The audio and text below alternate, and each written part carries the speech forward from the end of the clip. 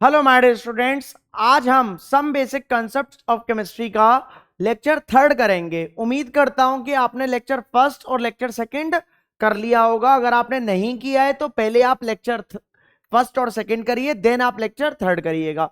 इससे आपको some basic concept of chemistry में बेटर अंडरस्टैंडिंग रहेगी, बहुत अच्छे से आपको क्लैरिटी में समझ में आएगा ये चैप्टर।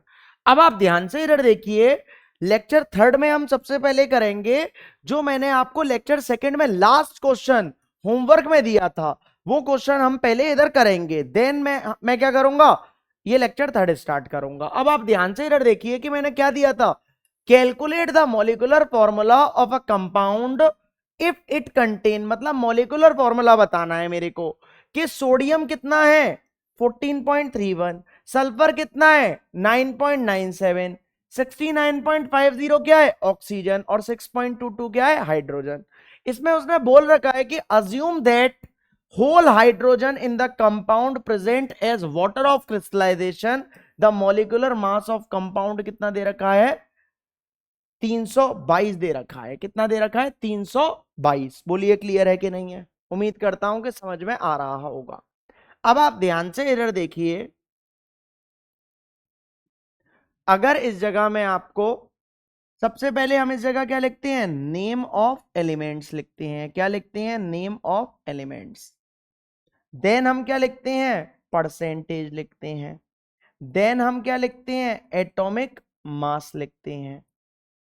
फिर क्या लिखते हैं हम, नंबर ऑफ मोल्स लिखते हैं, number of moles. Then simple ratio लिखते हैं। क्या लिखते हैं, सिंपल रेशियो लिखते हैं। ठीक है ना।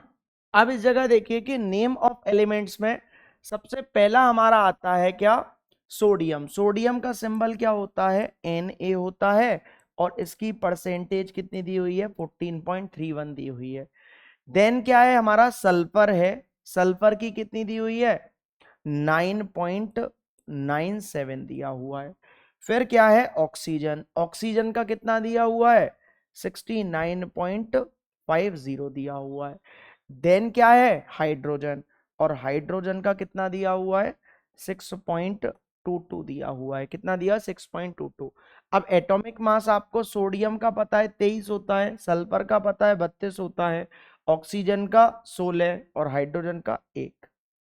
अब नंबर ऑफ मोल्स निकालने के लिए दिस डिवाइडेड दिस करती हैं तो क्या बोलेगा 14.31 डिवाइडेड बाय 23। फिर इसके बाद 9.97 डिवाइडेड बाय 32।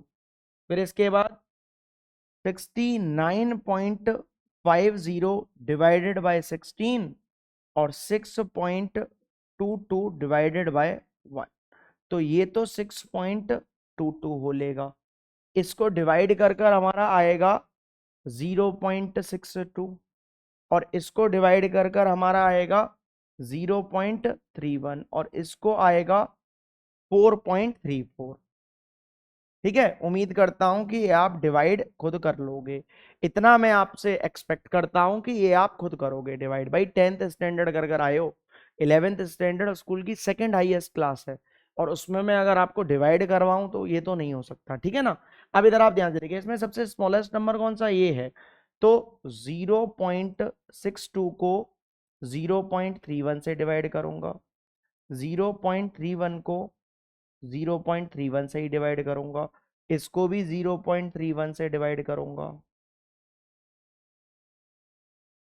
और इसको किससे करूंगा 0.31 से इसको भी डिवाइड करूंगा। ठीक है। अब ये कितना हो लेगा, ये तो सीधे सीधे 2, ये सीधे सीधे 1। ये हमारा कटेगा कितनी बार 14 टाइम्स, और ये हमारा कटेगा 20 टाइम्स। कितनी बार 20 टाइम्स। बोलिए बात समझ में आ रही है कि नहीं आ रही। तो रेशियो कितना आया है 2:1:14:20। किसका, सोडियम का, सल्फर का, ऑक्सीजन का और हाइड्रोजन का। तो इधर आप ध्यान से देखिए, सोडियम का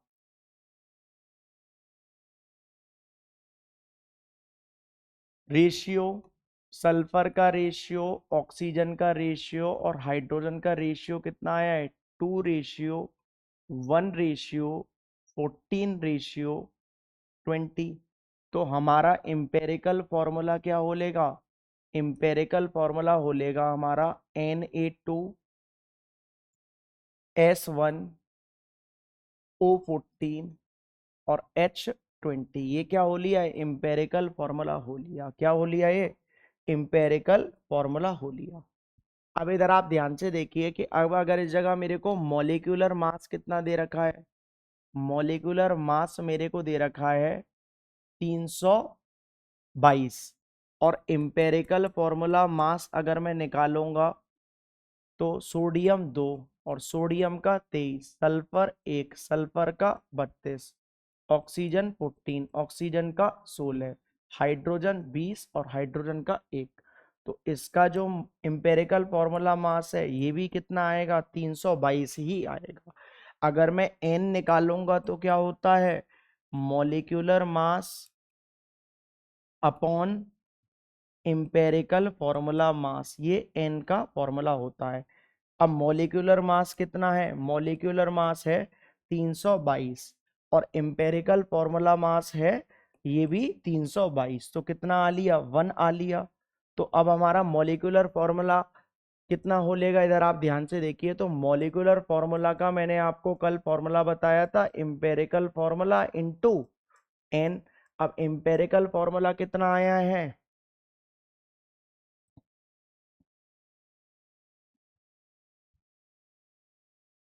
एम्पेरिकल फॉर्मूला हमारा आया है Na2S1O14 और H20 और वैल्यू कितनी हो लेगी? 1।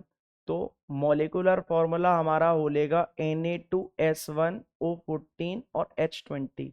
लेकिन उसने मेरे को दे रखा है क्वेश्चन में कि assume that in the compound in assume that whole hydrogen in the compound present as water of crystallization। मतलब जो होल हाइड्रोजन है ये कैसे प्रेजेंट है? वाटर ऑफ क्रिस्टलाइजेशन की तरह प्रेजेंट है। तो इधर आप ध्यान से देखिए कि अकॉर्डिंग टू क्वेश्चन उसने मेरे को बोल रखा है कि whole hydrogen present as water of crystallization. ये चीज उसने हमको बोल रखी है। इसका मतलब सीधे सीधे है कि इस फॉर्मूले को H2O के फॉर्म में, जैसे आपने वॉशिंग सोडा का फॉर्मूला पढ़ा है, क्या होता है? Na2CO3.10H2O। तो जो 10H2O है वो क्या है? वाटर ऑफ क्रिस्टलाइजेशन है। जैसे ब्लू विट्रॉल का बोलूं तो CuSO4.5H2O। तो जो 5H2O है वो क्या है? Water of crystallization. तो उसमें कन्वर्ट करना है। तो ध्यान से देखिए मैं इस फॉर्मूले को ऐसे लिख सकता हूं, Na2S O4 और इस जगह डॉट 10H2O लिख सकता हूं कि नहीं लिख सकता हूं? इधर आप ध्यान से देखिए कि Na कितने हैं? 2, Na तो 2, S1 कंप्लीट। ऑक्सीजन देखो 4 तो ये होली है और 10 ऑक्सीजन इधर तो 14 और हाइड्रोजन 20 का 20। तो ये हमको फॉर्मूला लिखना है। नहीं आ रही बात समझ में? अब इधर ध्यान से देखो, इस जगह O कितने हैं? 4 और इस जगह 10H2O लिख दिया। इस जगह से O तो ये 4 हो ली है और इस जगह से ये O कितने हो लिए? 10 ये हो लिए। तो टोटल ऑक्सीजन कितने हैं? 14 हैं। कितने हैं? 14 तो ऑक्सीजन हो लिए और हाइड्रोजन कितने हैं? 20 हाइड्रोजन हो लिए। बोलिए क्लियर है कि नहीं है? बोलो। तो यही चीज मैंने बस इसको करी है 10H2O। समझ में आ रहा है कि नहीं आ रहा? उम्मीद करता हूं कि आ गया होगा समझ में।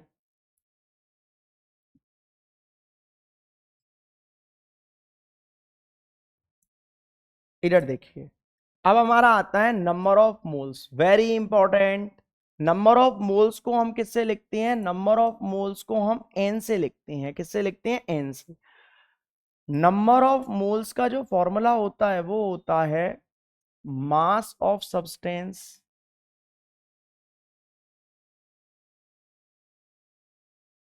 Upon molar mass of substance. क्या होता है? Molar mass of substance. Molar mass of substance मैंने अभी अभी आपको बताया, नंबर ऑफ मोल्स को किससे लिखते हैं? एन से। मास ऑफ सब्सटेंस को किससे लिखते हैं, इस चीज को याद रखना, मास ऑफ सब्सटेंस को हम लिखते हैं डब्ल्यू से, किससे लिखते हैं, डब्ल्यू से। और मोलर मास ऑफ सब्सटेंस को किससे लिखते हैं, एम से लिखते हैं, किससे लिखते हैं, एम से। ये हमारा फॉर्मूला होलेगा किसका, नंबर ऑफ मोल्स का। वेरी इंपॉर्टेंट, पेपर में इस पर न्यूमेरिकल आ जाते हैं, और स्पेसिफाई इस पर नहीं आएगा तो ये यूज जरूर होता है आगे चलकर न्यूमेरिकल्स में। अभी तो मैं आपको प्रॉपरली नंबर ऑफ मोल सिखा रहा हूं कि नंबर ऑफ मोल्स क्या होती हैं, इसके बाद में आपको क्या बताऊंगा, इसका यूज करवाऊंगा। अभी तो नॉर्मल इसके न्यूमेरिकल्स करवा दे रहा हूं, फिर इसके बाद अप्लाई कैसे होंगे जो और न्यूमेरिकल आने वाले हैं उसमें ये यूज हो रहा होगा नंबर ऑफ मोल्स का कंसेप्ट, लगभग लगभग हर एक न्यूमेरिकल में यूज होगा इसका कंसेप्ट। अब इस जगह आप ध्यान से देखिए कि क्या है, find the number of moles in 48 gram of water, मतलब वो क्या पूछ रहा है, नंबर ऑफ मोल्स एन निकलवा रहा है, और 48 ग्राम मतलब ये क्या दे दिया, मास, और मास को किससे लिखते हैं, डब्लू से। मतलब डब्लू मेरे को कितना दे दिया, 48 ग्राम दे दिया। अब सबसे पहले आपको मोलर मास, ये याद रखना, एम एम का मतलब क्या होता है, मोलर मास होता है।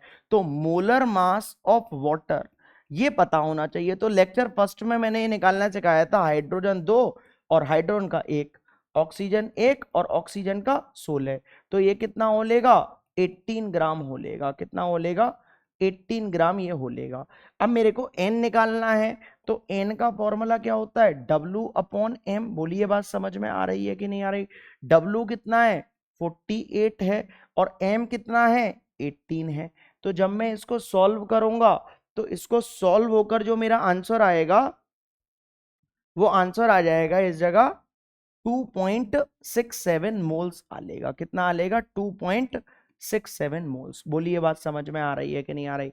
अब मैं आपको ऐसे नहीं करूंगा कि 48 को 18 से डिवाइड करूं, ये चीज नहीं सिखा सकता हूं। 11th स्टैंडर्ड के बच्चे हो, बार बार इस चीज पर मैं बोलता हूं, इसको सिखाना पॉसिबल नहीं है। इसके लिए तो आपके जो 6, 7, 8 के जो कंसेप्ट है वो स्ट्रांग होने चाहिए, और 6, 7, 8 से भी पहले आ जाता है, 5th में करीब आ जाता है, 4th 5th में, 3rd में आ जाता हो तो ये भी नहीं पता। ठीक है ना, वीडियो को पॉज करो और नोट करो। डिवाइड इसलिए बताना पॉसिबल नहीं है, आता होगा। इधर देखिए दूसरा, दूसरा क्वेश्चन है हमारा, न्यूमेरिकल बहुत सारे करवा दूंगा मैं आपको number of moles per. Numerical देखो, इंपेरिकल फार्मूला, मॉलिक्यूलर फार्मूला पर कितने करवाए थे, 7 न्यूमेरिकल करवाए थे, इस पर भी 3-4 तो करवा ही दूंगा, और उसके बाद न्यूमेरिकल्स बहुत करवाता हूं, याद रखो। मैं जब तक आप सीख नहीं जाओगे तब तक न्यूमेरिकल में करवाते ही रहता हूं, ठीक है। अब इधर देखो, इस जगह है find the number of moles in 90 gram of glucose. 90 gram of glucose में निकालना है, मतलब 90 ग्राम दे रखा है, मतलब ये क्या दे रखा है, डब्लू दे रखा है, और नंबर ऑफ मोल्स निकलवा रहा है, मतलब एन निकलवा रहा है। और molar mass of glucose, glucose का फॉर्मूला C6H12O6। आपको याद होना चाहिए ग्लूकोज का मोलर मास कितना होता है, 180 होता है। नहीं याद तो आप उसको 2-3 बार लिखोगे ना तो सारे याद हो जाएंगे, वरना निकालना आना चाहिए कि ये कितनी है, 6, और कार्बन का कितना होता है, 12, हाइड्रोजन 12 और हाइड्रोजन का 1, ऑक्सीजन 6 और ऑक्सीजन का 16। तो कितना हो लेगा, 180 ग्राम हो लेगा। नंबर ऑफ मोल्स निकालना है तो n equal to W upon m। तो W कितना है, 90, और ये कितना है, 180। तो कितना हो लेगा, 1/2, यानी कि 0.5 हो लेगा, 0.5 मोल्स लिखता हूं। बोलिए क्लियर है कि नहीं है, उम्मीद करता हूं कि समझ में आपको आ रहा होगा। क्लियर है कि नहीं है, ठीक है। इधर देखिए, नेक्स्ट नेक्स्ट हमारा आता है कि find the mass of 2 moles of glucose पूछा जाता है। इंपॉर्टेंट क्वेश्चन है, एनसीईआरटी का है, इसलिए ये कैसा है, इंपॉर्टेंट है कि ये एनसीईआरटी का क्वेश्चन है। अब मास निकालना है, मतलब क्या निकालना है, डब्ल्यू निकालना है। नंबर ऑफ मोल्स उसने दे रखे हैं, कितने, 2 मोल्स दे रखे हैं, और ग्लूकोज का मोलर मास अभी अभी बताया है, तो molar mass of glucose C6H12O6। मेरी आपको पर्सनली एडवाइस है कि अगर मैं ग्लूकोज बोलूं तो उसकी स्पेलिंग मत लिखने लग जाना का GLUCOSE ग्लूकोज, या वाटर बोलूं WATER, ये अच्छे बच्चों की निशानी नहीं है। डायरेक्ट आप फॉर्मूला लिखो, ग्लूकोज बोल रहा हूं तो C6H12O6, शुगर बोल रहा हूं तो C12H22O11। इस तरीके से आप फॉर्मूला लिखोगे तो ये आपके इसको ये तो पेपर में पूछेगा भी नहीं कि ग्लूकोज का फॉर्मूला क्या होता है, ये नहीं आता पेपर में, तो ये तो आप ऐसे ही कर लो। और ग्लूकोज का मोलर मास कितना होता है, 180 होता है। तो इसको ऑब्वियसली बात है, अगर यही भी नहीं आता होगा, पूछेगा, आना चाहिए लेकिन पेपर में ये पूछा नहीं जाता, डायरेक्ट बोल देगा वो भाई ग्लूकोज, तो आपको पता होना चाहिए ये सारी चीजें। तो इस जगह अगर मैं नंबर ऑफ मोल्स लगाऊं तो क्या होता है, W/M। तो इस जगह से W अब निकालना है तो क्या बोलेगा, N इंटू एम। तो इस जगह N कितना है, 2, और M कितना है, अभी अभी निकाला है, 180।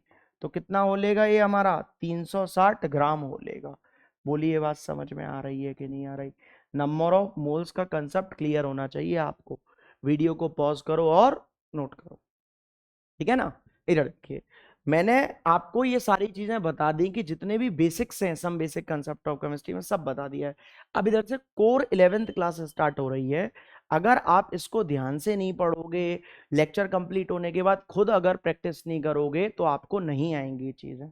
अब ध्यान से बिल्कुल आप इधर देखिए कि क्या है मोल कंसेप्ट इन सॉल्यूशन, सबसे पहले बता रहा हूं।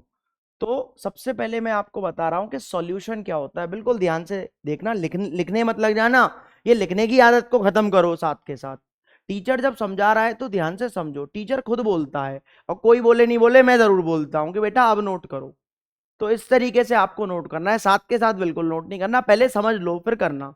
इधर देखो ध्यान से, a homogeneous mixture of two or more substance is called solution। मतलब होमोजीनियस मिक्सचर होगा दो या दो से ज्यादा सब्सटेंस का, लेकिन हमारे सिलेबस में सिर्फ और सिर्फ दो का है, जो कि बाइनरी सॉल्यूशन होता है। बाय का मतलब क्या होता है, दो होता है, तो इसलिए बाइनरी सॉल्यूशन।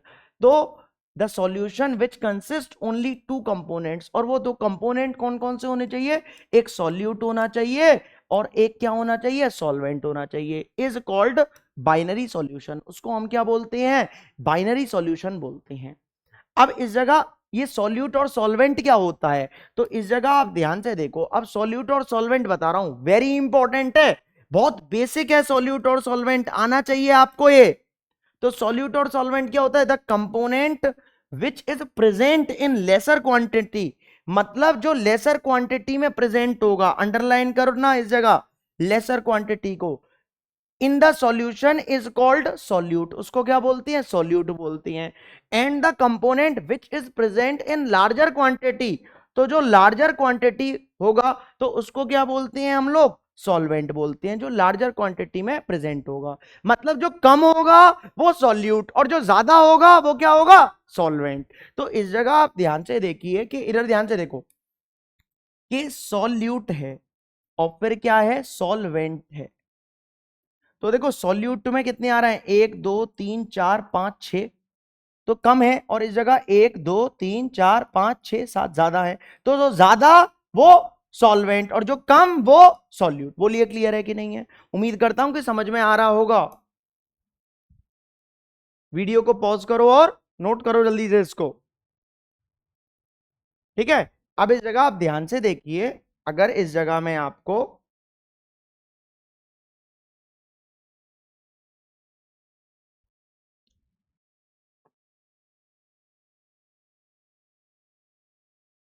एक कंटेनर ले रहा हूं और एक कंटेनर में मैं क्या कर रहा हूं,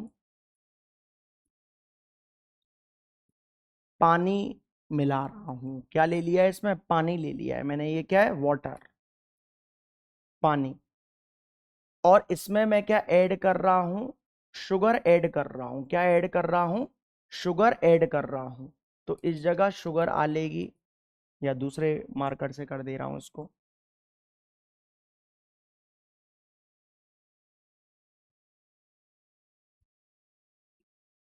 देखिए इसमें क्या कर दी मैंने, शुगर ले ली है। क्या ले लिया, शुगर। ये क्या है, शुगर है, C12H22O11। मानकर चलो आप शरबत बना रहे हो, रूह अफ़ज़ा, तो आप पानी लोगे और क्या लोगे, शुगर लोगे, चीनी लोगे। तो ये बताओ कि ज्यादा क्या लोगे, पानी ज्यादा लोगे कि चीनी ज्यादा लोगे, पानी ज्यादा लोगे, तो जो ज्यादा होता है वो क्या होता है, सॉल्वेंट, और जो कम होता है वो क्या होता है, सॉल्यूट। और दोनों को अगर मैं मिला दूंगा तो क्या बन जाएगा, सॉल्यूशन बन जाएगा। क्या बन जाएगा, सॉल्यूशन बन जाएगा। मतलब इस चीज को आप याद रख लो कि जो कम होगा वो सॉल्यूट होगा, जो ज्यादा होगा वो सॉल्वेंट होगा। न्यूमेरिकल्स में हमको दिया जाएगा, एक दिया जाएगा हमको 100 ग्राम, एक दिया जाएगा 120 ग्राम। तो ज्यादा क्या है 120, तो ये क्या है सॉल्वेंट, और 100 है, 100 क्या है सॉल्यूट, क्योंकि ये क्या है कम है। बोलिए बात समझ में आ रही है कि नहीं आ रही। उम्मीद करता हूं कि समझ में आपको आ रहा होगा। इतना अगर आपको समझ में आया है तो लेक्चर 2 इतना ही है। मैं आपको बहुत बड़े बड़े लेक्चर्स नहीं अपलोड कर रहा हूँ, बहुत ही लगभग लगभग 20 से 25 मैक्स 30 मिनट का लेक्चर अपलोड करता हूँ, इससे ज़्यादा देर का नहीं करता हूँ। क्यों नहीं करता हूँ, क्योंकि मुझको खुद पता है कि बच्चा ज़्यादा देर नहीं देख सकता है इन लेक्चर्स को। 1 घंटा बैठना बहुत टफ टास्क है। देखो ऑफलाइन की बात अलग होती है, ऑफलाइन में टीचर आपके साथ इंटरेक्ट होता है, मैं इधर होने की पूरी पूरी कोशिश करता हूं, लेकिन तब भी ऑफलाइन जैसा फील आपको नहीं आ सकता। हाँ इतना बोलता हूं कि ये है एज इट इज कैसे ऑफलाइन जैसा ही नोट्स हैं, इसमें अंतर कुछ नहीं है। तो इसलिए मैं थोड़े शॉर्ट लेक्चर्स बनाता हूं, थोड़ी कम कम देर के बनाता हूं, 20 से 25 मैक्स 30, और मैक्स अगर करूंगा तो 40 करूंगा, 40 से ज्यादा एक्सीड नहीं कर दूंगा। अगर आपको इतना समझ में आया है तो वीडियो को लाइक करो, चैनल को सब्सक्राइब करो, और वीडियो को ज्यादा से ज्यादा शेयर करो, क्योंकि लाइक शेयर और सब्सक्राइब करने में आपका कुछ नहीं जाता और कुशाग्र सर को मोटिवेशन आता। That's it.